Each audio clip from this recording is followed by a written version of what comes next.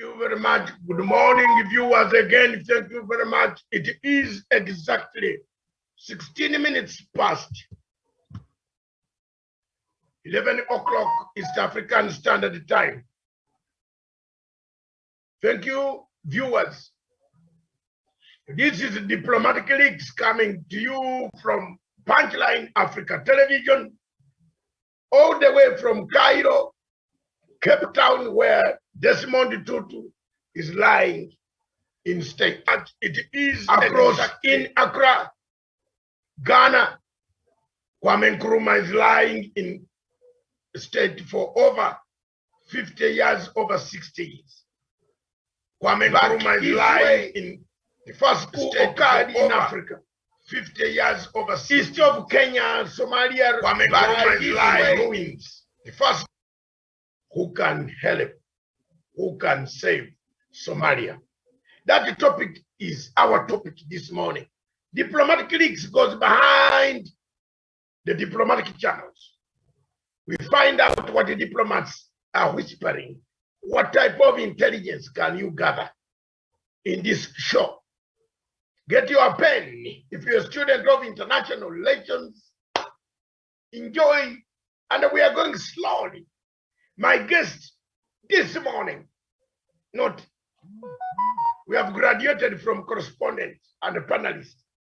We are now guests this morning. Is Samuel Tawish Olesana, coming all the way from the Mara region, where the animals are running away from the visitors. And the visitors are running away from the animals. I don't know who is running away from what. Tawish will tell us. Good morning, Tawish. A very good morning once more, Dr. David Masanga from the Political Commander Center. Good morning to my brother, Sean Daniel Wesonga, and of course, our viewers watching the program in Africa and the rest of the world. Dr. It's my great pleasure to join you on the Diplomatic Leaks this morning. Thank you very much. As brief as that, across the CBD, Nairobi, Kenya, we have another guest, Daniel Sean Wesonga. Daniel Sean Wesonga, good morning.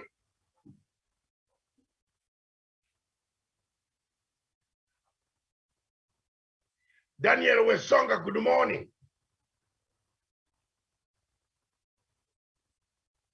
Thank you very much. We shall go on as he joins us. This is Diplomatic Leaks. Whether you are in Harare, Dar es Salaam, Kampala, Kigali, Kinshasa, Accra, Bangui, Cairo, Asmara, Khartoum, Juba, Malawi, Lilongwe, Zambia, Lusaka. Good morning. Wherever you are across the continent of Africa, good morning. Africa wants you. We want to see what ails Africa. What are the diplomats saying? Good morning, Daniel Wesonga, our guest from Nairobi. Yes, a very, very good morning, Dr. Masanga David. Good morning to my good brother, Tarisho Lesasina. And good morning to our viewers here in Kenya, Africa, and the rest of the world. Of course, it is indeed a very, very crucial topic on Somalia. And we're going to be looking at whatever the situation is and what the future is for the North, for the Horn of Africa country, that is Somalia. And of course, I'm very eager to join the conversation this morning. Thank you very much. Good morning, Africa, for joining us. Wherever you are, you can join us by entering the Zoom number. Punch it in. If you have any contribution in Mogadishu, I have very serious information from Mogadishu. Remember, Ugandan troops are in Mogadishu. Some of them are relatives of mine. Therefore, don't tell me I don't know anything. I know what is going on the ground in Mogadishu. Miles away from Mogadishu. The Ugandan Army contingent and other people, Kenyan, are friends. I have friends in Kismayo. Don't tell me I don't know what is happening there. I have friends among the MPs, over 100 MPs who came through Britain, went through my hands. when I was filling those English papers, applications for their asylum, I helped them. They grew up. Some of them today are better than myself. And I'm happy I have a legacy. There's no Somali man who doesn't know me, who has grown up in London. They know me. I've been there for them. When they couldn't speak English, I told them to go to Thames Valley College, South Thames College in Tooting. Most of you got your education. I'm very pleased, man. Very pleased that I can see some of them MPs. Whenever I meet them, I bump into them in Streatham, in Croydon, in West Ham, in all places in London. I feel joyful. So thank you very much. Somalia needs a savior. Who can save Somalia? Somalia is at the brink of war. At the brink. Yesterday, the president of Somalia suspended the prime minister. And the prime minister hit back saying it's going nowhere. Who is meddling in Somalia? I will start this question. Is it something that Africa can help?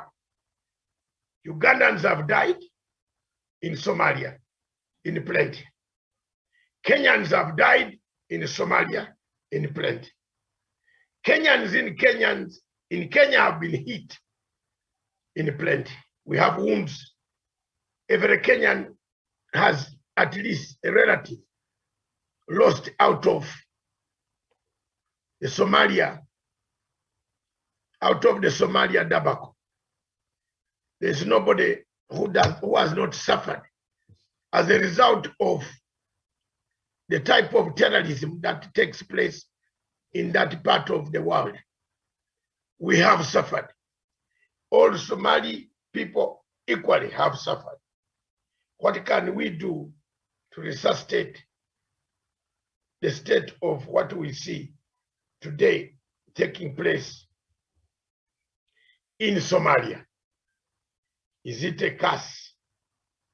Are we cursed? Have we been cursed? Is Africa cursed? What killed Somalia then? What will make Somalia work? Who can save Somalia? All these questions, I want them answered by my panel. And if they can't answer, I will answer some of the questions. The suspension of the prime minister under the constitution lies with who? It looks like a majority of the people of Somalia are saying, no, the prime minister is correct. But who is giving the president more powers and more energy to go across and suspend at this critical hour when we should be focusing our energies on fighting Al-Shabaab? Who is going to fight for us? Are we a problem for ourselves? Let me hear from Daniel Wesonga as the first question. Who can save Somalia from your opinion of?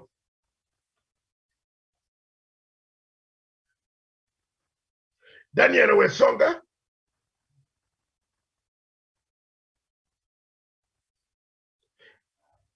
Tawish, let's go ahead. And Daniel, if you are on the line, either you are on the line or not, please. Yeah, please, if you are on the line, make sure that you are on the line and you are attentive. Tawish, take it away from us. Thank you so much, Daktari. And of course, this is a very, very good discussion we are having this morning. And it's a very, very unfortunate listening and watching the events, the unfolding events in Somalia. Of course, with the latest one, that the suspension of the Prime Minister, Mohamed Hussein, by President Mohamed Farmajo. And Dr. Masanga, the question then you're asking this morning is who will save Somalia? What can be done really to save Somalia? I think the problem with Somalia, Dr. Masanga, begins with the fact that Somalia wants to behave and act as though they are an island, as though they do not need even the support of the neighbors. And they should have even gone back to the drawing board and in retrospect really asked themselves, if it were not for the neighbors, would Somalia be what it is today? If it were not for the great sacrifices of the neighbors in the region, Uganda, Burundi, Kenya, and others, really even to have the troops in Somalia in the name of AMISOM, we will not be having Somalia and what it is today. And therefore, they really have to be grateful to the neighbors and continually engage the neighbors in as far as rebuilding that nation is concerned. Because as it is today, I don't know, Dr. Masanga, if there's any of the African nations that are strong allies of Somalia. They are behaving clearly like an island, and it appears like they do not want to quite engage the rest of the African nations, the African Union, in as far as trying to see how they can be able to solve their issues. Looking onto these recent events, Dr. Masang, about the suspension of the Prime Minister, it really has nothing to do with the allegations of land grabbing or corruption as is being attributed. But I think it is more of politics playing out. And we can all understand that it has been the issue to have elections in Somalia has been going in circles for quite some time now. And Farmajo is just but looking for excuses to continue staying in power illegally. It feels like Prime Minister, of course, Hussein Mohammed, is one person who is a potential leader, one who is going to bring a new dawn and a new change and a different direction altogether in how Somalia is going to be led and how Somalia is going to relate with the rest of the neighbors in the region. This particular suspension is not the first one. There's been a lot of intimidation on the part of Farmajo, of course, intimidating Prime Minister and even trying to sabotage how he's carrying out his duties as the Prime Minister. And I think his bitterness and anger more so is probably because of the relationship that the Prime Minister is also having with Kenya and looking onto the rivalry, imaginary, even if I should put it that way, because there has never been a problem between Kenya and Somalia in the first place. But because President Farmajo imagines that there's a problem, he thinks Kenya is after, of course, say for example, taking away some chunks of its land or even the territorial boundaries, and that's why he's not very, very comfortable with Prime Minister who is someone who will say diplomatic, a person who really thinks and wishes that Somalia can work with the rest of the region, really, for it even to be able to rebuild and grow and become a better country, Dr. Masanga. So the problem is more of politics that is playing out, and the way we can only help Somalia will be for them to agree to work with the rest of the nations, the rest of the countries in the African continent. They should not look very far. They have to look unto the neighbors and what the neighbors have done and sacrifices in the past and what they continue to sacrifice presently to make sure that Somalia has been pacified enough, that peace and stability has been restored in that region, that the people of Somalia can be able even to conduct the election that has been postponed so often because President Farmajo wants to continue being in power illegally, Dr. Masanga. So the first thing will be, let Somalia allow themselves to be participants and not just to be an island. Let them not behave as though they do not depend and expect anything from the rest of the region. When they do that, we will be able to come out and be able to give any kind of support as the African people, because this is one of us.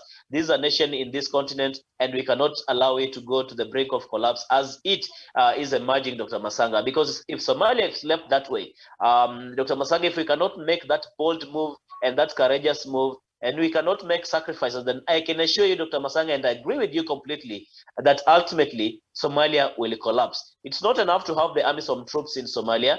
It is not enough for us to watch them actually having these political bickerings. I think they must be reminded that we need for us to move together as a continent. Yes, Dr. Rick.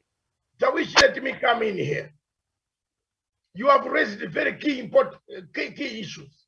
One of the key issues is how long the AMISOM, Kenyan troops, and others, how long shall we stay? When where you are staying is either you are not welcome, where you are staying, things are going differently, the plan is not followed, the people that you are serving are the enemies, they turn into enmity. How long do you think African Union, the UN, can give Somalia and the leadership time? Because it seems we have given time. Since 1991, this country has been in turmoil. What can we do? What is it? What is lacking in the component of bringing peace? It has been one of the most volatile places on the continent of Africa.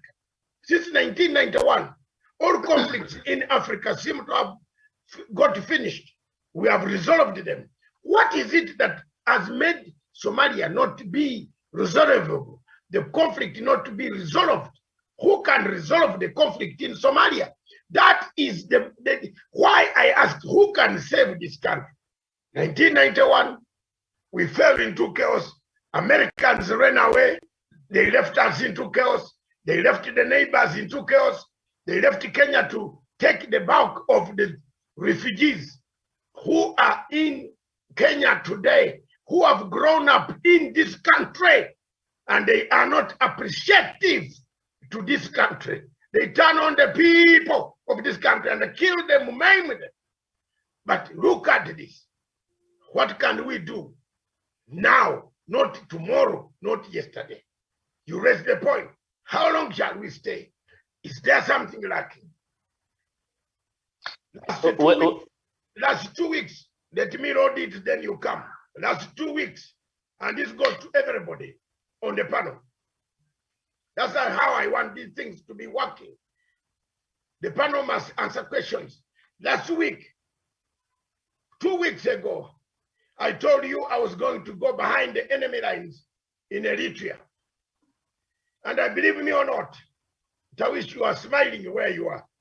You have seen positive results coming from Eritrea, from the Tigray.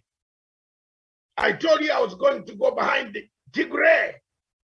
Tigray friends, the people fighting on the ground are my friends. I don't want to tell a lie. If Ethiopian Prime Minister does not want me to come to his country, so be it. He has to remove the AU headquarters. If you stop Masanga, you have to remove the AU headquarters from there. Because I'm one of the Pan-Africans making noise for this country. But I went behind quietly. I asked some people, high people in the African, in Kenya, and I said, can I help? Because I saw Obasanjo was not helping. Can I help? Because I know all the people fighting in Tigray. From the late Zenawi and myself, we worked together in London. From Isaiah Sefaki, we worked together as friends. We did not know that we could come and have countries called Eritrea and Ethiopia. And then Uganda still remains the fulcrum center. But here we are. What is it that we can do? First in Somalia, to end the crisis, the suffering of the people, the ordinary Somalis, very good people. They have suffered the brunt of war, the killings, the master, all the type of inhumanity has worked on the Somali people. What can we do? When can we live? When can we live? When can we start? How do we start? And anybody outside there contributing to this debate, watching students, give us your directions. I am here. And this is the flag of Somalia. This flag of Somalia symbolizes the star and the blue colors of the ocean. Why can't God show the ocean the true colors of Somalia and give them freedom? From 1991, they don't have a direction. Each president who comes with powers. Farimajo has come with different motives. This one has become the most dangerous president that I have ever. The rest of the presidents have been talking to them. I used to find Sharif Ahmed Sharif at the African Union. Very good guy. He could stop and talk to you. Mr. Farimajo does not want to talk to you. Yet he grew up in a developed society, in America, in Minnesota, where he grew up. The senator of Minnesota is calling upon the lady, Congress lady is calling upon him to quit. It's not my problem. But we want to save this country. Kenya wants to save this country. Uganda wants to save this country. My brothers are in camp in Mogadishu. The reports that I've had down to earth, which I have, I don't want to disclose them here. The problem in Mogadishu seems to be springing from the president. And that is what President Museveni should hear what President Uhuru Kenyatta should hear. I am a man who speaks my mind out. I have never liked Mr. Farimajo for 1 minute because I know he was sponsored. A man who is not like those moderates. He doesn't value what Somalia wants. From 1991, surely we have been fighting. Somalia has been fighting. Look at the people who have died. Look at this flag. I'm holding it. I'm not a Somali. In my country, Uganda, we have given Somalis respect. We have given you respect. We have allowed you to do business. You invest like any other investor.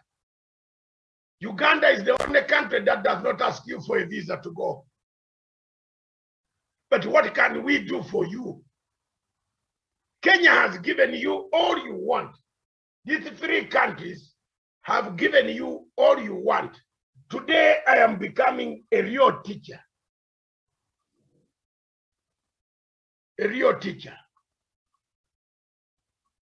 These 3 countries, you see them, they have done their best. Ethiopia has done its best. The 3 countries have contributed to the partial stability that I look for the flag of Ethiopia. I think I seem to have got it. To bring it to a conclusion.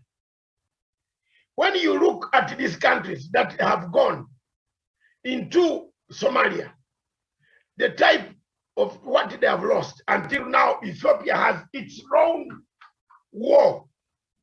It has its own war under Burundi. I have all these flags. We in Uganda, we have contributed troops. You, Tawish, Daniel, and Sharon, welcome to the show. We have contributed. You have contributed enormously to the plight of refugees. Now, what do you want, you as Somali people? We have done our best. Our people die every day. They are killed. You have left the role of fighting terrorists. You have turned on yourselves. Tawish, just briefly. Just how long? What is missing? What is the missing link in Mogadishu? What is the missing link? Yes. Well, Dr. You're very right on what you've said, and I think it is time we needed really to do an audit, an evaluation of where we've come from in terms of AMISOM stay and continued pacification of Somalia this far, Dr. Masanga. I'm glad that you have a military background and you understand there's no single operation or an exercise that cannot be evaluated, that an audit cannot be carried out to understand where we came from, where we are, and where we intend to get. And I remember we were to end the operation in Somalia, was it 2021 this year or next year, if I'm not wrong, until when it was extended to somewhere 2027 or 2028, Dr. Masanga. The question we should be asking ourselves, and it's a very pertinent question. I've heard you, Dr. Masanga, talk about it. Can we continue pacifying or staying in Somalia when these people are ungrateful, when Somalia themselves appear like they are unwelcoming to the rest of the region that are continue to make great sacrifices? Our sons and daughters have lost their lives, most of them. Some of them have been injured in their quest really to pacify Somalia. But is Somalia grateful enough? I think, Dr. Masanga, the point here is about the external forces that we are having. You talked about the United Nations and other, of course, Western power allies. Are they helping enough in as far as trying to restore stability and peace in Somalia? Are they even helping the rest of the African countries who are making those great sacrifices to make sure that Somalia is stable and has been rebuilt? I do not think so, Dr. Masanga, because often we have seen the kind of plights that even our soldiers continue to face in those regions. Look into the, of course, the deteriorating diplomatic relationship between Somalia and the rest of the African countries, Dr. Masanga, it does tell you that there's a hidden external hand that is continually making it difficult for one Somalia to be stable, and by making sure that Somalia cannot have good relationship with her neighbors. Because when they have good relationship, Dr. Masanga, it will be able to build itself, and Africa will be a great continent when we work together as neighbors and a nation. So they're making it completely difficult for Somalia to be stable. Because if anything, Dr. Masanga, you ask yourself, from 2012 up to this particular moment, what has made it difficult for Somalia to be able to get back to its footing? What has made Somalia not to realize peace, even with the intervention that AMISOM has had in that region? There's a lot of hidden, of course, operations being undertaken by the external forces and the enemies of this region to make sure that there's not going to be peace in Somalia, that Somalia and the neighbors are not going to agree on anything, because they know when we agree, we will prosper and Africa will be great. So I think we should be thinking and asking our question, what is the role of the external forces? What is the role of our big brothers in the Western power allies? Are they doing as much to help the continent of Africa, and particularly Somalia, to get back to its footing? I submit. Thank you very much, Tawish, for that analysis. Wesonga, I called you much earlier, and I want to thank Marwal. Mr. Emmanuel Marwal from South Sudan says Merry Christmas and Happy New Year in advance, Dr. Matanga. Thank you very much. Marwal goes further to say South Sudan has war on its own now. At the moment, we are going to be discussing South Sudan tomorrow on diplomatic leaks. So get ready to bring in as many people from South Sudan to discuss the crisis of the stalemate of the war in South Sudan. Across, and thank you very much, Sharon Gitonga, she has gone off or whatever. She must have network problems. I want to thank Marwal for bringing out the same problem. The missing link in Somalia is the trust among Somali leaders. Do you agree with Songa? Very true, Dr. Matsanga. If we sort out the leaders in that particular country, we shall have peace in that region. So who can save Somalia? Yes, sir. Thank you. We have looked at all angles. We have been there. Uganda has troops. Kenya has troops. Ethiopia has troops. Burundi has troops. UN is coming in. Are these the solutions? From 1991, we have been fighting. They have been fighting. People have died. Those who were 1 year in 1991, how many years are they today? Count for me. 31. Isn't it so? I look at it, it is very embarrassing. How long does one country on the continent of Africa, a stable country, a huge ocean line that can bring in economy? I'm talking now as an African leader, an African elder, an economy which could feed all of us in East Africa. If Somalia was peaceful, Africa would not. If Somalia went back to Siad Barre times, when Somalia was sponsoring South African ANC, when Somalia was sponsoring liberation movements, when Somali passport was very vital to most of us, very important area of Mogadishu, where some of us visited before Siad Barre was overthrown. This is the Somalia we are looking for. We as Africans are not going to keep quiet and put our heads in the sand and cry, oh, help us. No, let's talk about it. Let's discuss it. Wesonga.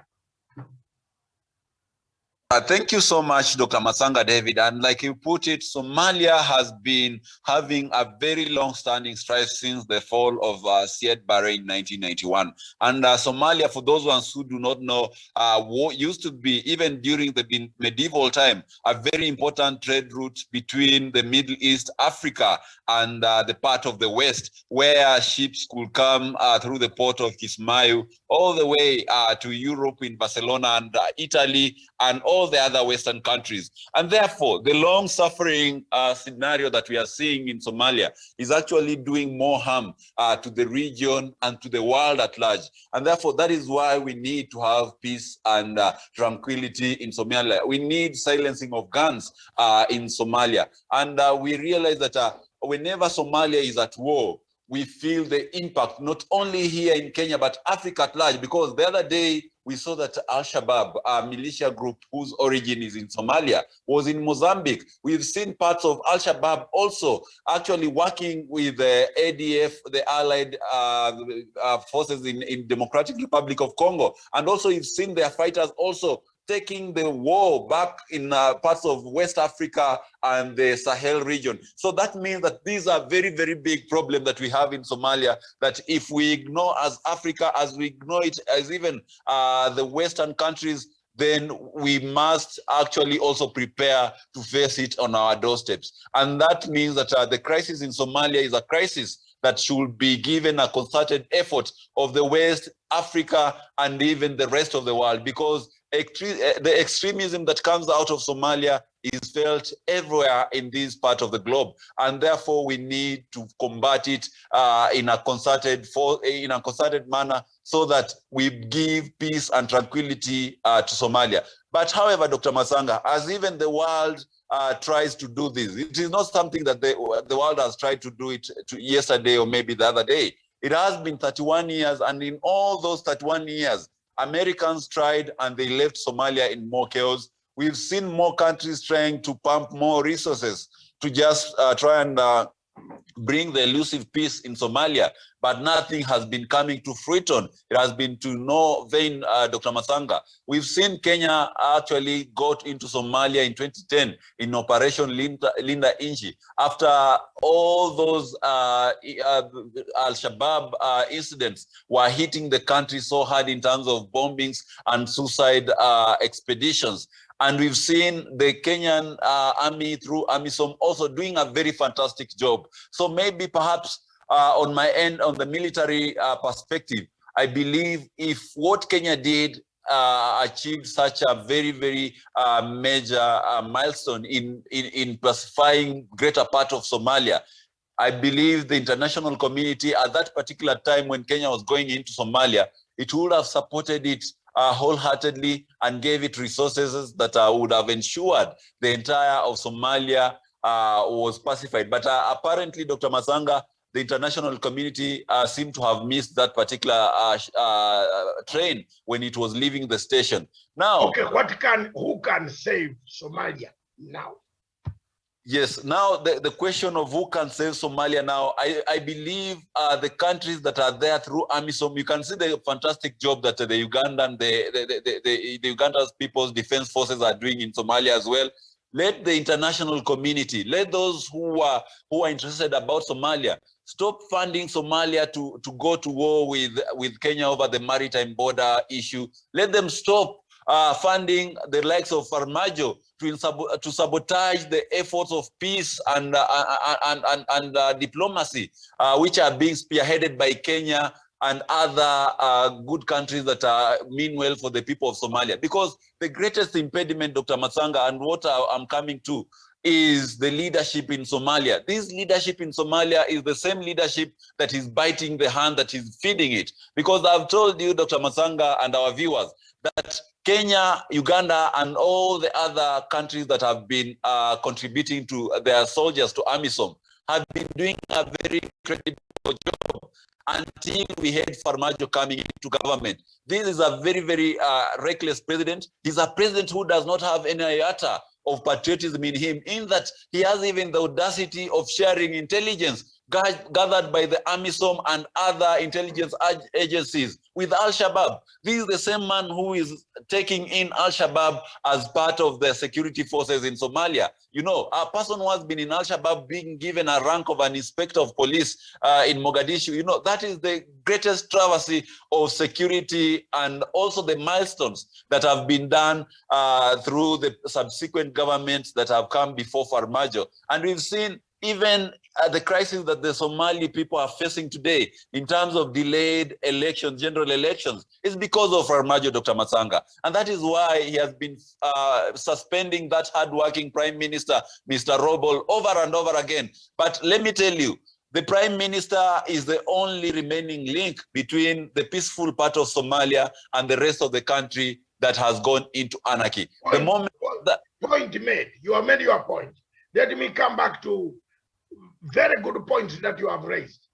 Your problem, the problem here, which you fix at the doorsteps of the Prime Minister, of the President Farmajo, is the problem. That is, is that your point you are making? Yes, Sanga. We have to get rid of Farmajo from Somalia. Just to reinforce your point. Is that the point? Yes, Dr. Matsanga. That is your point that you have made. Farmajo remains the obstacle to peace. We are trying to look for solution, Mark you. So you make your point so that clearly the viewers are also watching, and they are saying there are so many coming out to say one is international community, one is who is sponsoring them with this uniform, which you are making very clear, isn't it? You are making it very clear yourself, isn't it? Wesonga. Yes, thank you so much. Yes, thank you so much, Dr. Matsanga David. So just to finalize and conclude my point is that my view will be that the problem in Somalia has always been a leadership problem. If you are able to solve the leadership in Somalia and then give it stability through the allied forces that are there fighting the insecurity through Al-Shabaab and the pirates, we shall be able to achieve peace in Somalia. So let them put their act together. Let them know that when we continue having Farmajo undermining his prime minister and actually going out there crying out the loudest, we shall not have peace. Point made. Thank you very much. You keep write your points down. We are coming back to you. Marwal says you have a point there, and I can see James Friday is saying international community are the problems of Africa and other countries that has problems. Do you agree with that, Wesonga? I absolutely agree with it, Dr. Matsanga. So let's come to Tawish. Tawish, another set of questions, and Wesonga take this question down. Given that you now place the matter at the hands of a bad presidency of President Farmajo, you think his exit will bring in peace for Somalia? Tawish. Yes, absolutely, Dr. Ari. And I think the biggest and the stumbling block to peace and Somalia making any meaningful or significant headway has been President Mohamed Farmajo. And if we could have a new set or a new fresh of leadership in as far as Somalia is concerned, then probably we would have seen some strides being made in terms of trying to resolve the many disputes and conflicts that Somalia is going through, including this of the Al-Shabaab in Somalia, Dr. Matsanga. Because who knows, when you have a person who does not even want to listen and talk to neighbors, people who are making the great sacrifices to make sure that Somalia is in peace and is stable enough, it does tell you that maybe to some extent is one who is playing a hidden card to make sure that this conflict and instability in Somalia continues so that he can be able really to pursue his own selfish agenda. So I agree with you, Dr. Matsanga, that the first things first, I think that President Mohamed Farmajo of Somalia must be done away with through, of course, a democratic process of elections. He's put so many stumbling blocks.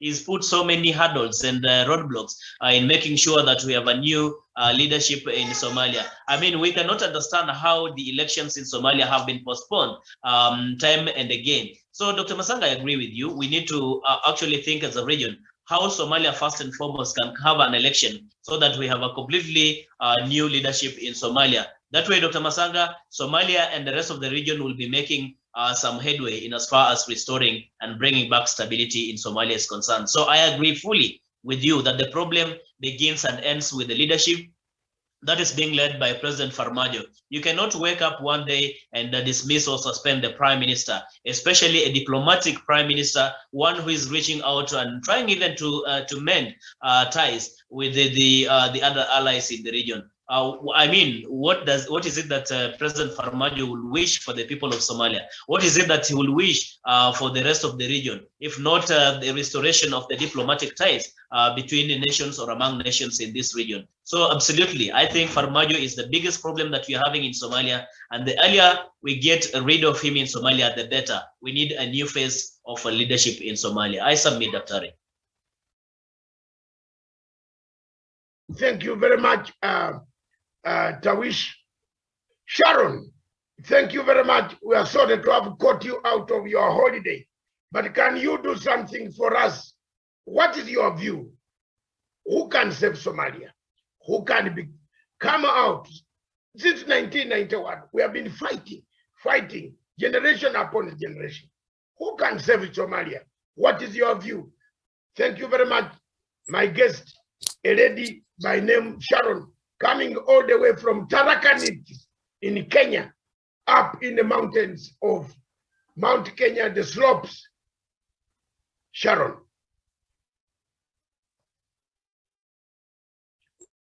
Sharon. Thank you. Thank you very much, Dr.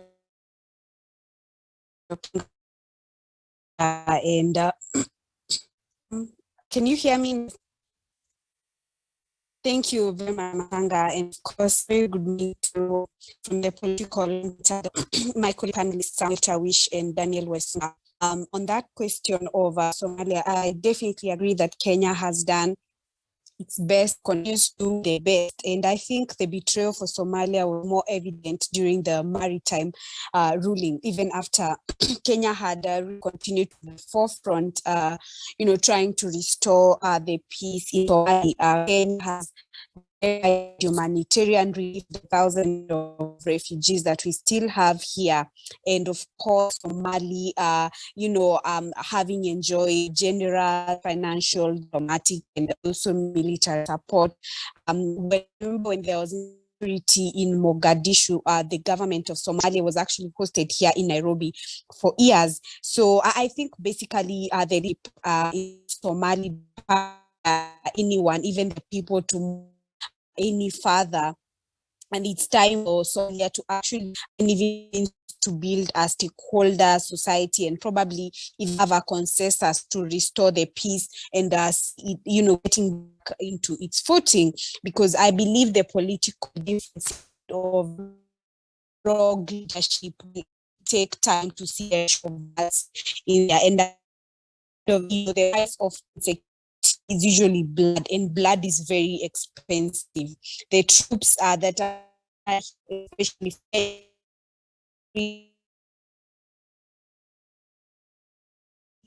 sacrificed, so some of them have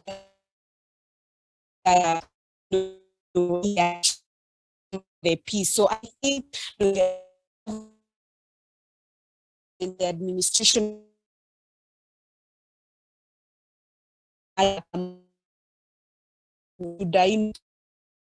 their house story.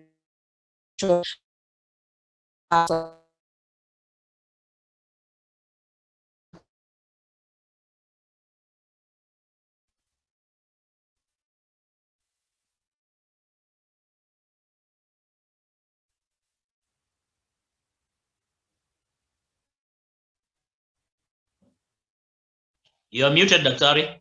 We seem to have lost you, Sharon. We have lost you, but you have made your points. I picked them very clear. They are clear points. One, Kenya has done the best.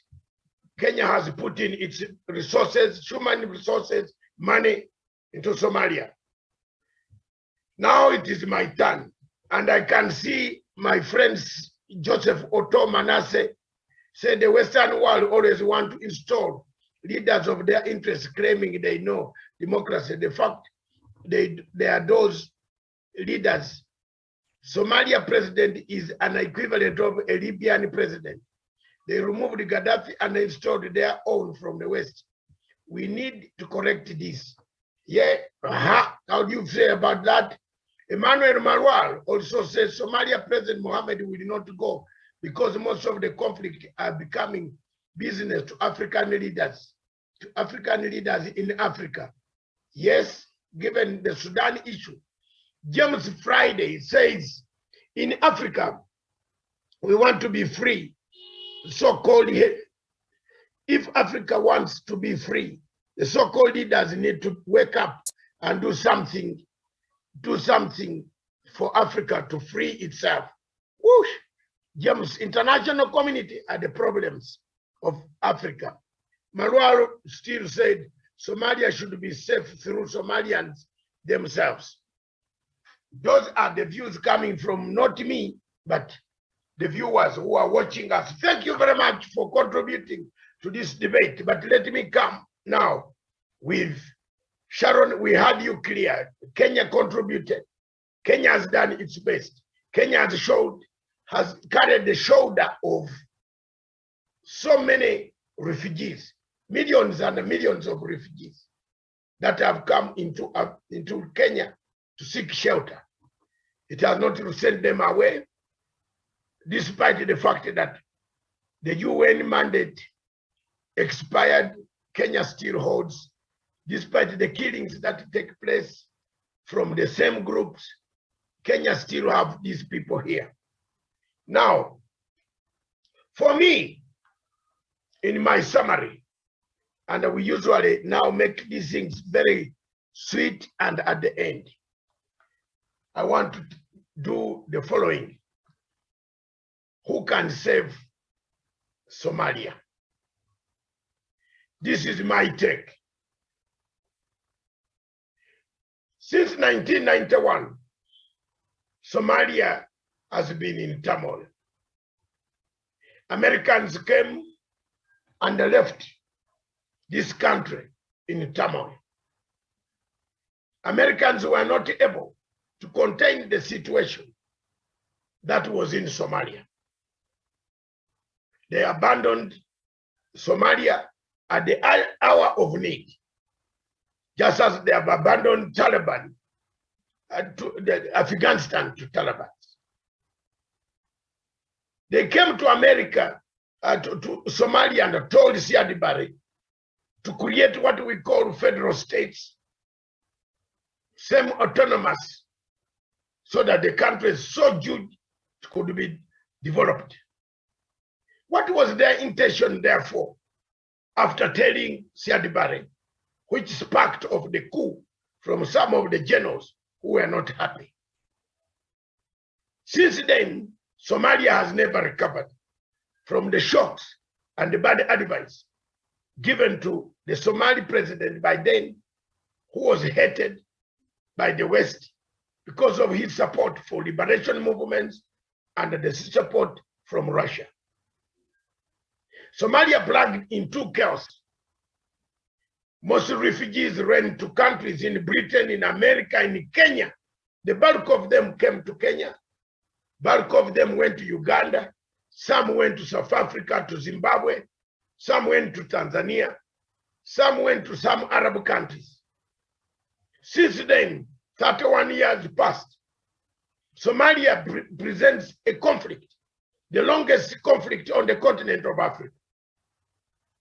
We as Africans in 2021, as it comes to an end, we should resolve that at least for the future of our generations, Somalia needs to be liberated. We remove the bad leadership. We save Somalia, and Somalia moves on. But that cannot happen when you have leaders themselves fighting on within themselves. That can happen when leaders are united. There are two categories of people who are causing chaos, or one category of people causing chaos in Somalia. I will not hesitate to say who is causing the chaos in Somalia. One of the countries that, two countries in the world that are causing chaos in Somalia are namely 1, Turkey, 2, Qatar. I have seen the pattern of Turkey and Qatar spread across up to Mozambique in Cape Delgado. In Cape Delgado, Qatar sponsored the insurgents, then withdrew because of the competition of the oil and the gas that is available in Mozambique. In Libya, Turkey sent in troops, cut the rest of Libya into 2 parts. They controlled Tripoli. Under the administration, with the help of Italians, and the French controlled Benghazi. You saw last Friday, elections were suspended indefinitely because 2 factions, the one led by the French and Egypt, are in Benghazi, and the one led by Turkey and other countries in Tripoli. Is Turkey coming back to try to impose the Ottoman Empire? Is the Ottoman Empire hangover that we defeated by our forefathers as Africans, coming to bite back? It is coming to bite back through Somalia. Turkey plays a vital role in sponsoring, equipping the bad leadership that is corrupt and corrupt the core that exists in Somalia. It is time for the Somali MPs, the Somalis across the globe, Somali in Britain, Somali in Kenya, to rise up and reclaim their country from external forces of Turkey that have come in and hooked the leadership, paid money, whose money goes to the pockets of the few individuals, not the people of Somalia. Believe me or not, Somalis are suffering, but the leaders are not suffering. The poor Somali back on the ground is suffering in the areas controlled by Al-Shabaab. They are being mutilated, cut off their hands, killed, assassinated because of flimsy reasons. They need that freedom, oh ye. They need that freedom, oh ye. They need to stand up to claim that freedom, oh ye, which everybody in the world wants. The Somali people are hardworking people. Wherever they go in Africa, in the continent of Africa, in Europe, if you can go to United Kingdom, where they came and found me, where I was in Streatham, where I had a nightclub, a restaurant, and a liquor shop, my own. The MPs, 3/4 of the MPs in Somali Parliament passed through my hands. I taught them how to speak English. I taught them how to write English. Today, they are powerful citizens of the United Kingdom. Today, they present a workable economic solutions to some of the areas of marginalized people, of the black people marginalized in the United Kingdom. I say this because it's not fiction. There are people in Somalia who still see me talk to you people. I'm talking to you people. My people from UPDF, my people from Uganda are there. They see you as your brothers. We want you to get yourselves, get your country, have your country, sit together, iron out the differences, forget clanism. Yes, clans can help to build a democracy. That's very good. But a democracy without Democracy is not worth it. Democracy must have democracy. A democracy with corruption is not worth it. The only hope for Somalia is the new prime minister. This man is open-minded. I used to quarrel with Hassan Harrier because Hassan Harrier is a stooge of the Norwegians. The new prime minister is not a stooge of anybody. He has done so well. And I'll give him a credit where it is due. If he does badly, I will tell him off. I've met him several times in Kenya before he became a prime minister. We have met in several hotels, in the gyms. We have talked about the future of Somalia. My dear brother, stand up, take a firm stand, recreate your nation. Lastly, I want to say this. How long will the international community talk about Somalia without a solution? I have a solution. And the solution could not be, is two-pronged. One, I propose to the international community to increase more troops to go into areas held by Al-Shabaab, thrash them, fight them, remove them, send them into the Indian Ocean. That's one route. Piecemeal troops will not solve the problem. Let's go terrain, inch by inch, soil by soil. Let's liberate. If we liberated Iraq today, why are we not hesitant in liberating Somalia? Why is the UN hesitant? Why do you allow Somalis to die on a daily basis?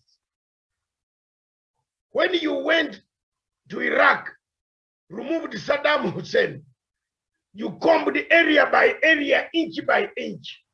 Why have you forgotten us Africans? Why?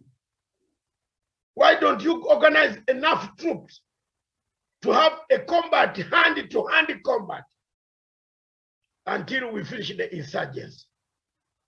That's one route. The second route that I propose, there is no conflict that can be finished without the head, the heart, and the stomach. Those three components can apply in Somalia. Somalia is a country that speaks the same language. That's thick. Same religion. That's thick. Same culture. That is thick. It's very easy to use this second option of the heart, of the head, the heart, and the stomach.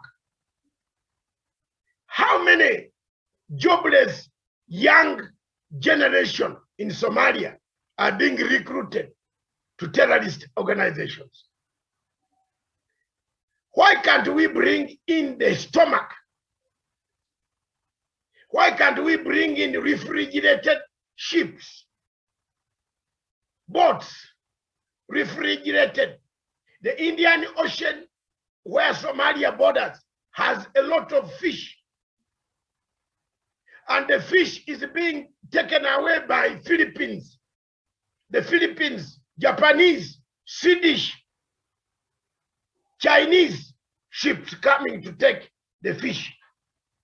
Why can't we give these younger jobless Somalis who are being radicalized and put into camps?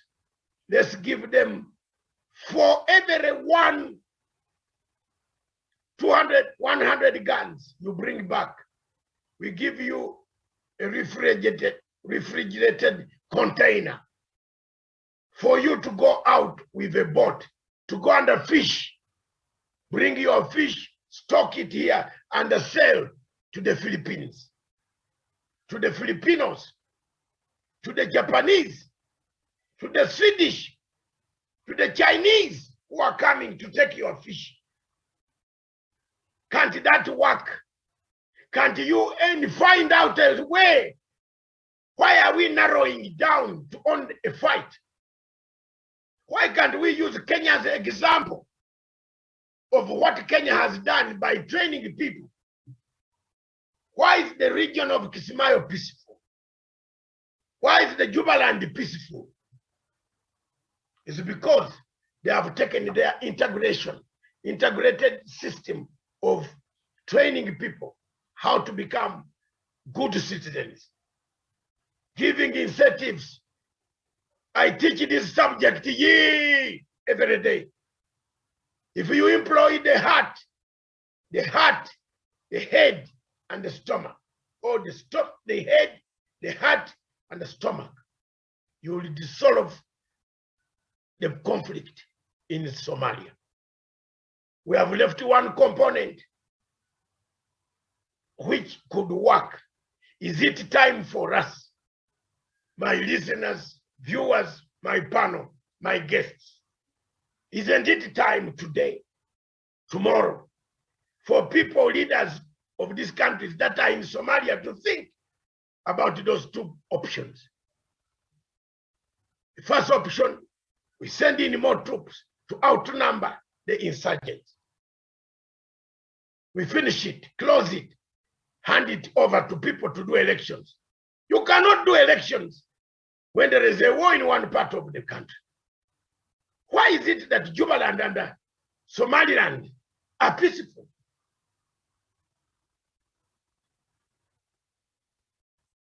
I agree with you. I agree, Abdullah Ahmed. Is it the type of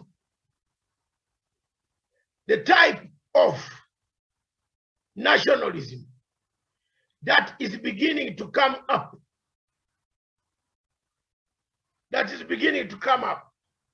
could derail what we have done already? Mine are proposals. I'm not saying take it from me or do what I want. I'm proposing. After all, I have that freedom. I'm not under the gun of Al-Shabaab. I have the freedom, sir. So you can write anything that you want. Mine are proposals. I therefore submit that a state of Somalia has been fighting from 1991. Why do we fight until today when other conflicts have ended? Can't we find a possible way to help this country, or for the country itself to help itself to restore normalcy that is needed for a state to function? Thank you very much, viewers. All your comments are welcome. I want to thank the good work of the Ugandan and the Kenyan troops, Burundi troops, Ethiopian troops. They have sacrificed their lives to make a better Somalia. Abdullah Ahmed Ali, you know very well that I know who you are, and I'm not wrong.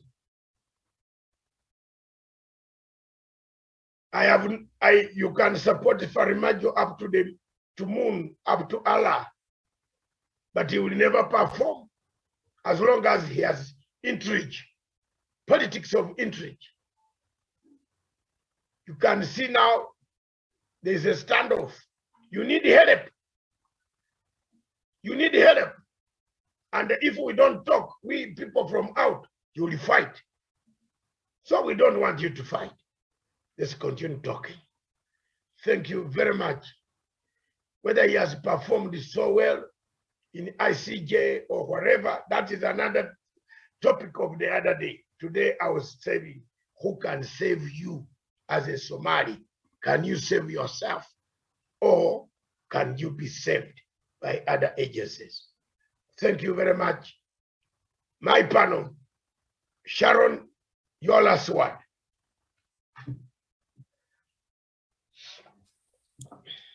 Thank you.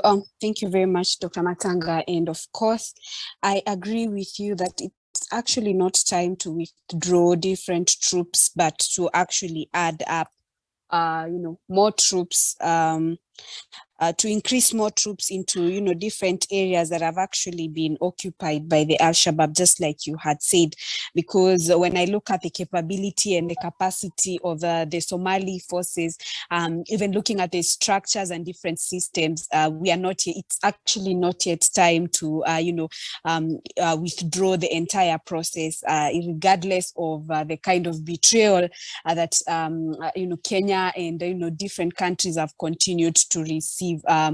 So I agree with you when you say that it is actually time to increase the troops, and also the fact the issue you've talked about, relooking into the recruits of Al-Shabaab, because you realize that these kind of recruits are actually very young people. So I also agree with you when you talk about probably it's actually time for us to relook and maybe make them, more proactive, because you realize that in every action there has to be, a reaction. So I believe it's time for us to make them more proactive, so that they can actually, because when they actually they have something to do or even something to do to place food on their table, they will actually not end up getting bound to, getting recruited into the Al-Shabaab. So I agree with the points that you have given forth, and I hope different international agencies can look into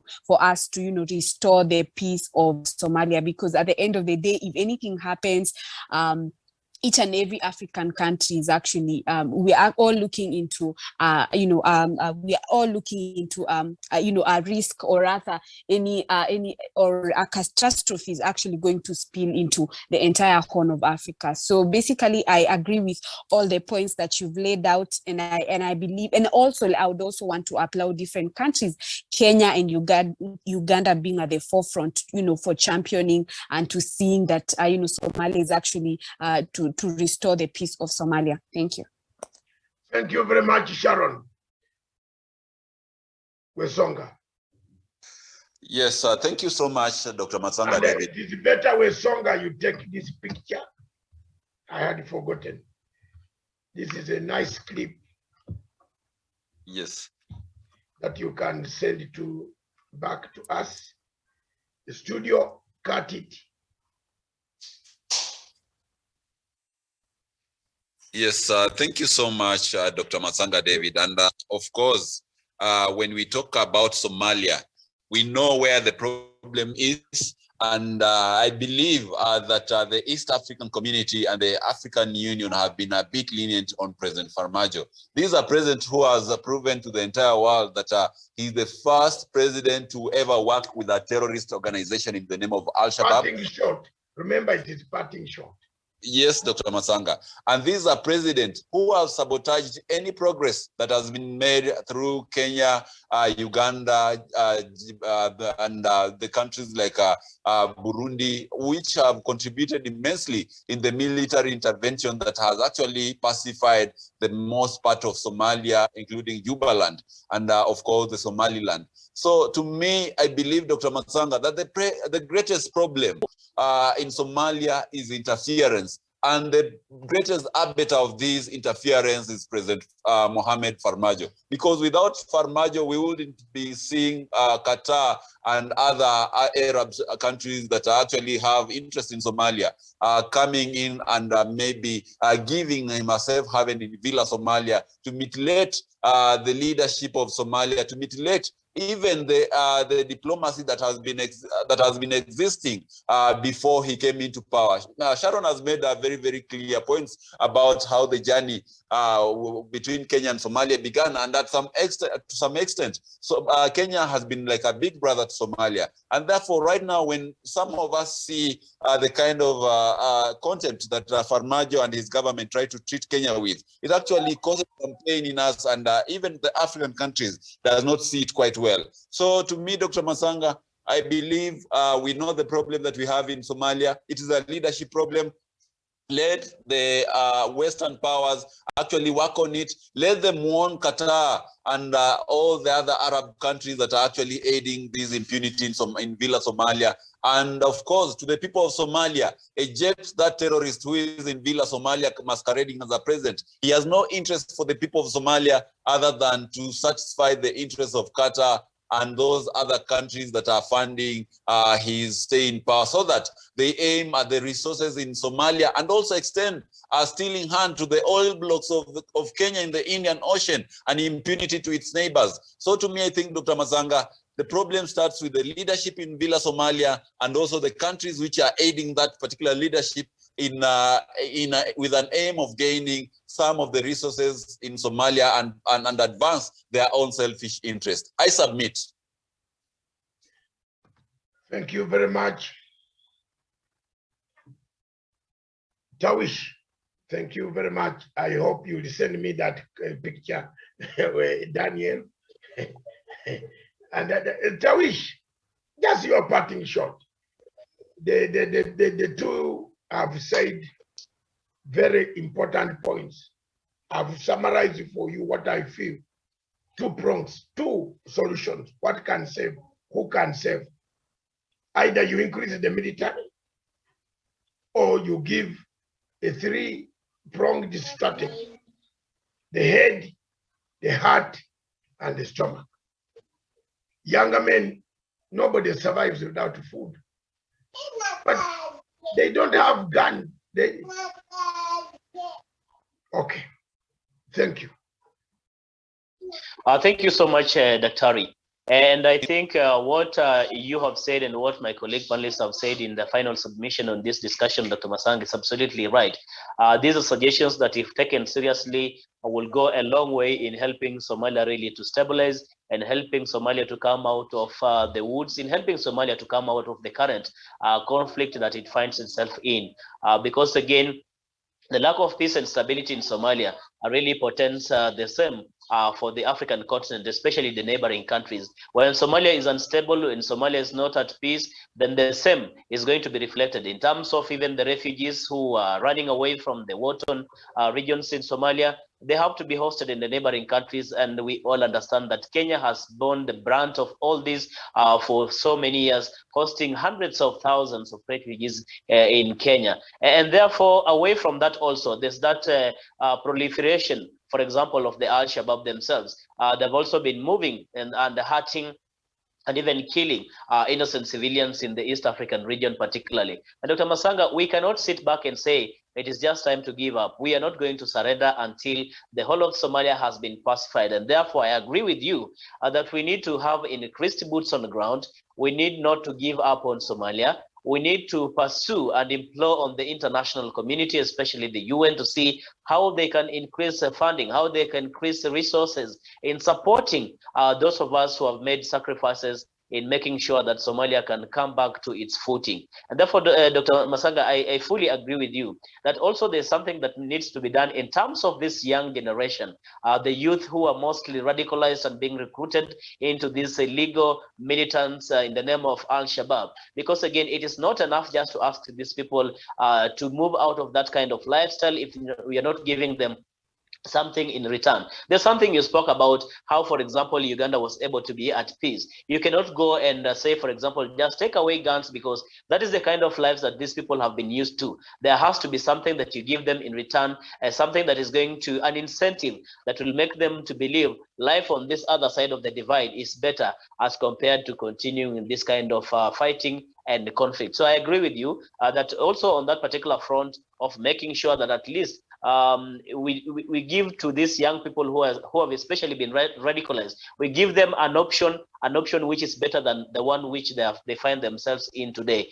Combined with all those factors and approaches, Dr. Masanga, I am sure and confident enough that we will be able to win the war against Al-Shabaab in Somalia. that will be able to make sure that Somalia is at peace, and we will be able even to have an election in Somalia so that we can have a new change of leadership in Somalia, that which the people of Somalia will be happy with, and that which reflects the will of the people of Somalia, and the rest of the African people will be very happy with, because we will have then a very fruitful engagement between Somalia and the rest of the African region, Dr. Masanga. So that is what I believe, and I fully agree with you that those are some of the strategies we really need to engage. We cannot give up. We have never given up. And I think we need to continue pacifying Somalia until they realize the peace, the most elusive peace that they've been fighting for all these years, Dr. Masanga. I submit. Thank you very much, ladies and gentlemen.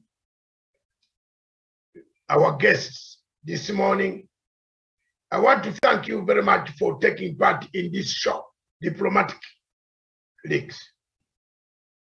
Our role as the fourth estate is to talk and continue talking. We don't have guns to fight. We give ideas. We are not going to be biased. We lay the facts as they are. Africa, not only Somalia, several countries need help, including Nigeria, which is in the west, and Somalia in the east. They need help. Cameroon needs help. Libya in the north needs help. Central African Republic, the help has never been coming. It might not come for time to come. Who will save Somalia? We have given our views. It is up to those strategies militarily. If a military strategy can work, the better. If my strategy of the head, the brain, the heart, and the stomach, talk to people who have the same religion to agree, same culture to agree, the same thinking to agree. Nomadic democracy is one of the most difficult democracies that you can ever nurture in anywhere in the world. Nomadic democracy, pastoral democracy, the politics of pastoralism plays a vital role in Somalia. Those who are not pastoralists might be fishermen. Those who are pastoralists need boreholes. But you cannot sink boreholes in a place where Al-Shabaab is occupying. Can we begin change the narrative, the modus operandi? How do we get peace in this country? That was our contribution. I want to thank you. Continue with wishing you a good festive days, good days of the festivals. Continue with your Christmas. Feel free. Continue. Uganda needs help too. Yes, but Uganda is not fighting like Somalia. Uganda's problem is the deficit of democracy. That can be solved without a fight. But we are talking about the killings that are taking place heavily, worse killings that are taking place in Somalia. They need urgent help at the moment. Uganda, yes, needs a discussion, needs dialogue. That's all. You need dialogue in Uganda. All of you are Ugandans. All of us are Ugandans. We need to sit and dialogue frankly. Talking of removing one leader, the other one who will come might be worse. So time has come for you people in Uganda yourselves. I can see a comment here by Mr. Eum Isaac. It's a good comment, but we better sit down. We removed Idi Amin, we thought things were good. We removed Obote, we thought things were going to be good. We removed Okello, we thought things were going to be good. So removing leaders does not solve the problem that a country has. Maybe time has come for us to re-engage, find a new strategy of redemption, a bigger redemption, a redemption strategy that we had in northern Uganda. For me, I brought that. I am the architect of that redemption strategy. Look at me, I'm happy. When I sit here at my age, I look back and I see how I spoke about peace in northern Uganda. I'm the happiest man.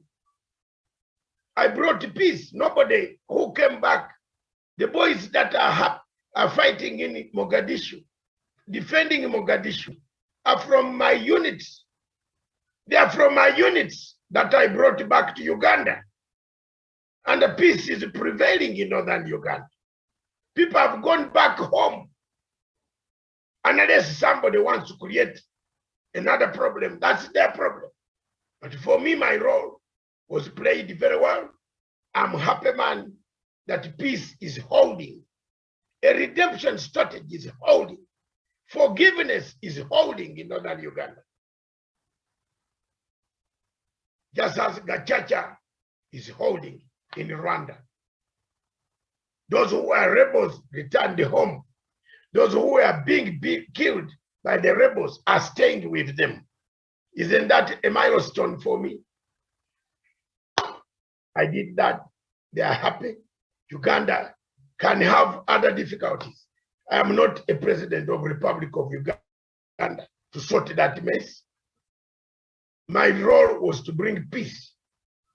And I brought peace. And I want to bring peace to more African countries, like Somalia.